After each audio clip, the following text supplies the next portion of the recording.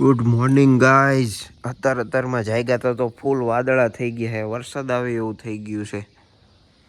વરસાદ આવે ને અત્યારમાં તો હજુ તો વાડીએ બધું પડ્યું હિમનામ. વાતાવરણ એકદમ ચેન્જ થઈ ગયું, ચોમાસા જેવું થઈ ગયું છે. હાલો હાલો જાગીને ફટાફટ કામ ધંધે જઈએ હવે. ચાલો મિત્રો, આપણે જવાનું છે. અમારા હુરધનભાઈ આજે એમની તિથિ છે, એટલે અમારા પરલિયા પરિવારના બધાય સભ્યો જેટલા બીજા ગામના હોય એ બધા ભેગા થતા હોય છે. તો ચાલો આપણે જઈએ આજે ત્યાં. પહોંચી ગયા છે મિત્રો. સૌથી પહેલાં આપણે શ્રીફળ વધેરશું અહીંયા જઈને. પબ્લિક બધું આવેલું છે. આપણે ત્યાં જઈને પહેલાં શ્રીફળ વધેરશું ને પછી શાંતિથી બેસીશું.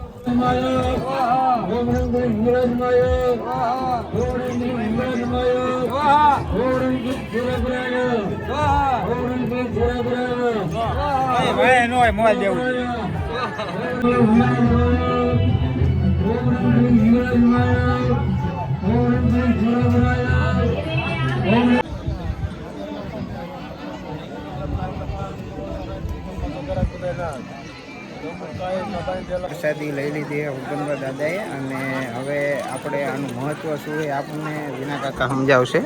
વિના કાકા, આની સ્થાપના કઈ રીતના થઈ?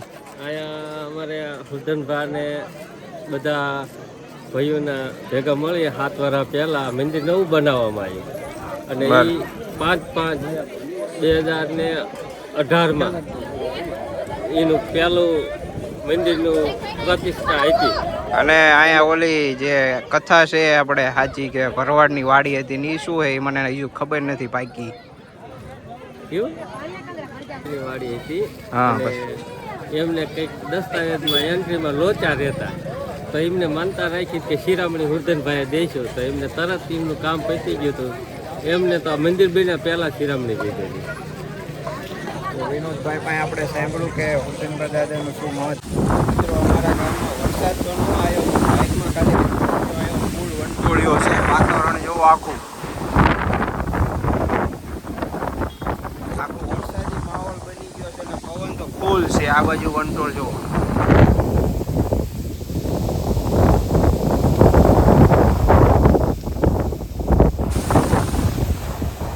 આખો વરસાદી માહોલ બની ગયો છે.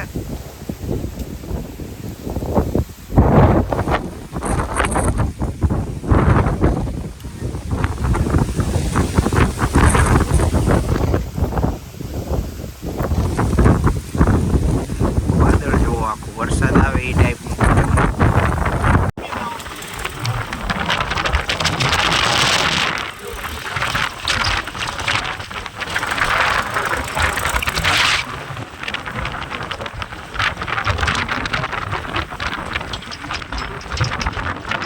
ચાલુ થઈ ગયો મિત્રો, ધીમે ધીમે. પવનવાળો વરસાદ ઝાડવા બાડો ઉડાડી દેવો.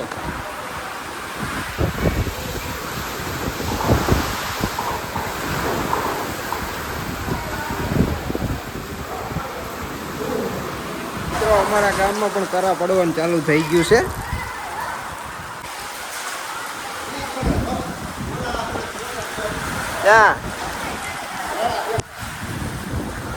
પહેલા વરસાદમાં, સિઝનના પહેલા વરસાદમાં ઉનાળામાં આવી ગયા નાવાનું.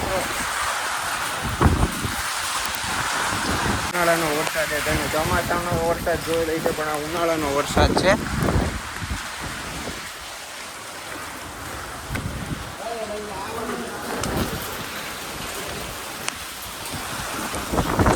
પહેલા વંટોળ આવ્યો, પછી વરસાદ આવ્યો.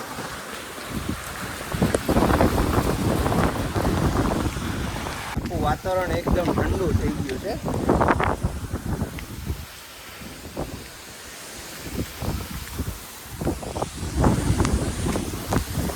આપણને તો પહેલા વરસાદમાં મજા આવી જ તે, પણ આપણી કરતાં વધુ ઝાડવાને વધુ મજા આવી.